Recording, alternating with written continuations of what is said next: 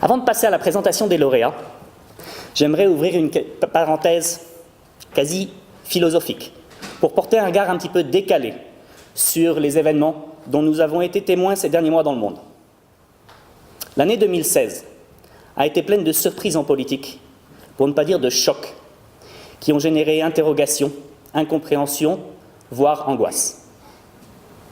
Nous sommes nombreux à voir en cela les signes de l'évolution d'une société qui s'abrite derrière des valeurs refuges pour manifester son mécontentement après avoir été trop longtemps acculé dans des états de fait insupportables. Ce que je crois, c'est qu'il faut aussi savoir reconnaître en ça que, finalement, le politique mainstream, traditionnel, ne contrôle plus tout à fait la situation. Et en fait, cela avait déjà été amorcé par l'accélération de la mondialisation. De nombreuses entreprises commençaient alors à se dédouaner des législations nationales et imposaient un chantage à l'emploi au gouvernement, aux dépens de nombre de filets de sécurité en matière d'environnement, de santé et de sécurité, d'imposition, et j'en passe. Au bout de quelques décennies, à d'une manière profiter de l'affaiblissement des politiques, qu'est-ce qu'on observe aujourd'hui? On observe que la donne est en train de s'inverser. Les entreprises réalisent toutes que les grands phénomènes sociétaux sont un contre-pouvoir important. On connaissait déjà l'influence des réseaux sociaux, par qui la transparence s'impose à tous au gré des fuites, révélations et autres scandales. Mais on découvre en outre, depuis quelques années, que la nouvelle génération n'a pas froid aux yeux lorsqu'il s'agit de quitter une entreprise dans laquelle elle ne se reconnaît plus. Les plus grands PDG de la planète expriment désormais publiquement leurs inquiétudes à ce sujet.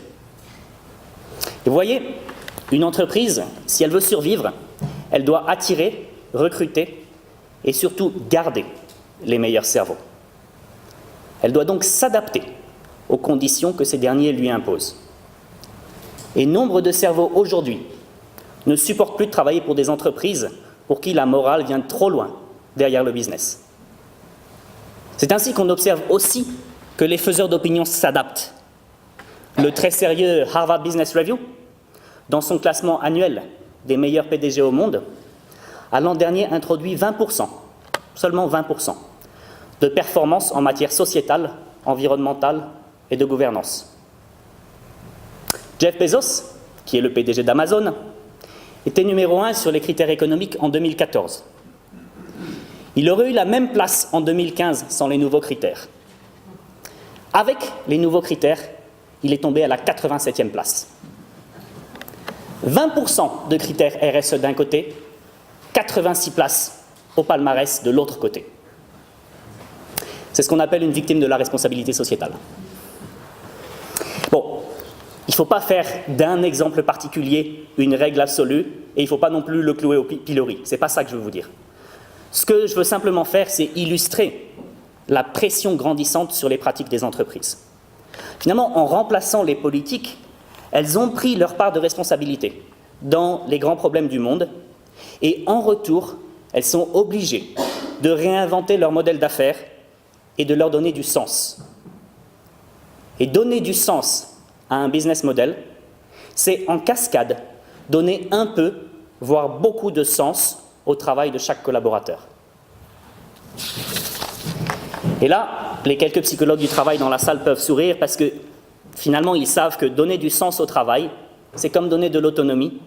C'est un facteur protecteur important en matière de santé psychique. Et donc, vous voyez que maillon après maillon, quand on part des enjeux globaux et qu'on les analyse niveau après niveau, on voit qu'aujourd'hui, les entreprises n'ont pas d'autre choix que de s'intéresser à la santé de leurs collaborateurs. C'est-à-dire que le macro est intimement lié au micro. Et celles qui ne se sont pas encore rendues compte auront probablement un réveil brutal demain. Dans ce puzzle, le rôle d'une association et d'un acteur sociétal libre, comme Citizen Network, est de guider les acteurs économiques dans leur quête de la bonne façon, ou plutôt des bonnes façons, de concilier santé des collaborateurs et business. Nous sommes là pour les aider à faire la différence entre réflexion cosmétique et réflexion profonde. Nous sommes aussi là pour les aider à reconnaître les bonnes pratiques et les innovations prometteuses en matière de santé en entreprise, c'est-à-dire celles que des individus ou des collectifs construisent pas à pas, sans parfois réaliser à quel point leurs efforts sont importants pour tous. Notre rôle, c'est également de raccrocher la santé en entreprise au train de ceux qui souhaitent repenser le monde en s'appuyant sur la puissance des entreprises. Nous sommes comme premier contact, mais c'est déjà un pas en avant. Citizen at Work souhaite participer à une nouvelle dynamique entrepreneuriale, dynamique, collective, en utilisant la santé en entreprise comme un vecteur d'amélioration sociétale. Le changement, c'est donc personne en particulier, c'est nous tous, tous ensemble. Et je peux vous assurer que ma conviction la plus profonde est que ceux d'entre nous qui se lèvent le matin en pensant au bien-être de leurs collègues sont du bon côté de l'histoire.